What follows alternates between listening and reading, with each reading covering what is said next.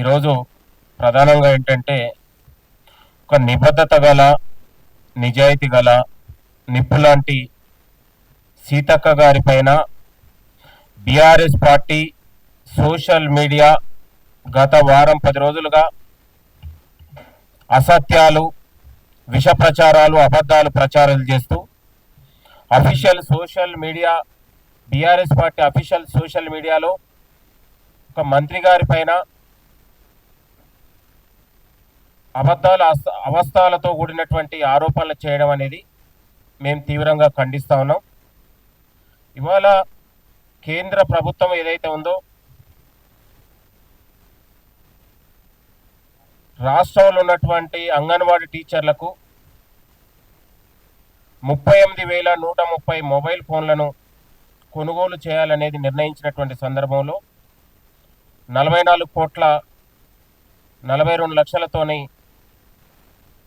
వెచ్చించి కొనుగోలుని అత్యంత పారదర్శకంగా టీజీటీఎస్ సంస్థతోని అక్కడ ఉన్నటువంటి టెండర్ వేసి పారదర్శకంగా కొనుగోలు చేయడం జరిగింది. ఇవాళ దీన్ని అబద్ధాలు, అసత్యాలు ఇచ్చేస్తూ 44 కోట్ల టెండర్ను మార్చి 54 కోట్లని పదే పదే అబద్ధాలు, అవాస్తవాలు చేసి అది బీఆర్ఎస్ పార్టీ లేకపోతే బ్లాక్ మెయిల్ రాజకీయ పార్టీ అనేది అర్థం కావట్లేదు. గతంలోనే కంచె గచ్చిబౌలి అంశంలో ఈ ఆరోపణలు చేసినటువంటి వ్యక్తులే కంచె గచ్చిబౌలి అంశంలో మార్ఫింగ్లు, ఫోటోలు, వీడియోలు చేసి అక్కడ ఉన్నటువంటి అనేక కథనాలకు కట్టుకథలల్లి పిట్టకథలల్లిన సందర్భంలో కోర్టు కూడా వాళ్లకు ఇవాళ కేసు సుమోట కేసుగా నమోదు చేసిన సందర్భంలో జైలుకు పోయినటువంటి విషయాన్ని మర్చిపోక ముందుకే ఒక నిజాయితీ గల మంత్రి గారి పైన ఇలాంటి ఆరోపణలు చేయడం అనేది తీవ్రంగా మేము హెచ్చరిస్తా ఉన్నాం. బిడ్డ, కాంగ్రెస్ ప్రజాపాలన వచ్చిన తర్వాత తెలంగాణ రాష్ట్రంలో ఒక జవాబుదారిగా మంత్రులు, ముఖ్యమంత్రి గారు ప్రజాక్షేత్రంలో ప్రజలతోనే 10 ఏళ్ల తెలంగాణ రాష్ట్రంలో ఆగమైపోయి అస్తవ్యస్తం అయిపోయినటువంటి పాలనను మంత్రులు ఇవాళ 24 గంటలు ప్రజాక్షేత్రం నుండి ప్రజల కోసం పనిచేస్తూ ఉన్నారు. మీరు నిజంగా బాధ్యత గల సోషల్ మీడియా అయితే తెలంగాణలో ప్రజల సమస్యలు ప్రభుత్వానికి తీసుకురావడంలో కానీ ఇంకేదన్నా ఉన్నటువంటి ప్రజలకు ఉన్నటువంటి ప్రభుత్వానికి ఏదైనా చేరవేసే అంశంలో మీరు ఏదైనా సూచన చేస్తే, విజ్ఞప్తి చేస్తే అది గౌరవంగా మేము స్వీకరిస్తాం. కానీ ఇవాళ ఉన్నది లేనిది ఉన్నట్లాగా మీరు సృష్టించి కట్టుకథలల్లి పిట్టకథలల్లి ఇవాళ మంత్రుల ప్రతిష్టకు భంగం కలిగేలా వ్యవహరిస్తుందో దాన్ని ముమ్మాటికి మేము చెండాడతాం.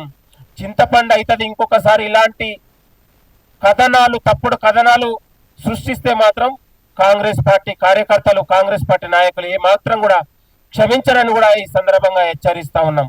మరొకసారి ఇలాంటి తప్పుడు కథనాలు మాట్లాడేటప్పుడు ఒళ్ళు జాగ్రత్త పెట్టుకొని మాట్లాడాలని బీఆర్ఎస్ పార్టీ సోషల్ మీడియాకు మేము వార్నింగ్ ఇస్తా ఉన్నాం. ఇంకొక అంశం, అతను ఒక శాంసంగ్ ఫోన్లు తీసుకొచ్చి ఇవాళ ఇది 8,500కి మాత్రం దొరికే ఫోన్ను 11,650కి ఇవాళ టెండర్ ద్వారా తీసుకొచ్చిరని ఒక దిగజారుడు మాటలు ఇవాళ మాట్లాడే ప్రయత్నం జరుగుతూ ఉంది. ప్రజలారా గమనించండి, ఇవాళ ఏ ఉత్పత్తి అయినా ఇవాళ ఉన్నటువంటి ఉత్పత్తి కేంద్రాల దగ్గర మొబైల్ ఫోన్లను కానీ ఏది కానీ అమ్మరు. వాళ్ళు కూడా థర్డ్ పార్టీకి అమ్ముతారు.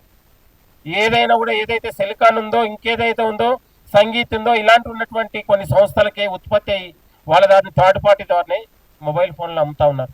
మనం తీసుకొచ్చింది కూడా బిల్లుల రసీదుతో సహా ఎక్కడ కూడా అక్రమాలు లేకుండా నిజాయితీగా పారదర్శకంగా టీజీటీఎస్ ఇవాళ కొనుగోలు వ్యవస్థను టెండర్ ద్వారా నిర్ణయించినటువంటి దాన్ని ఇవాళ తప్పుడు కథనాలల్లి రోజుకొక పిట్టకథలు, కట్టుకథలల్లి తెలంగాణ ప్రజల్ని ఇవాళ గందరగోళ పరిచే ప్రయత్నం చేస్తే మాత్రం కాంగ్రెస్ పార్టీ కార్యకర్తలు తీవ్రంగా హెచ్చరిస్తా ఉన్నాం. ఇలాంటి పద్ధతులు మానుకోండి. ఇలాంటి చేసే చిల్లర వేషాలు వేస్తూ బీఆర్ఎస్ పార్టీన అదిలైతే బ్లాక్ మెయిల్ రాజకీయాలకు పాల్పడుతూ వ్యక్తుల మీద, సంస్థల పైన, బాధ్యత గల మంత్రుల పైన పదే పదే తప్పుడు కథనాలు అల్లితే మాత్రం చట్టపరంగా చర్యలుంటాయి. పార్టీ పరంగా కూడా మేము తగిన శిక్ష వేస్తాం, అవసరమైతే అడ్డుకుంటాం అనే విషయాన్ని కూడా మరొకసారి తీవ్రంగా హెచ్చరిస్తా ఉన్నాం. ఈ ప్రెస్ మీట్ హెచ్చరికతోనైనా మీలో మార్పు రావాలి.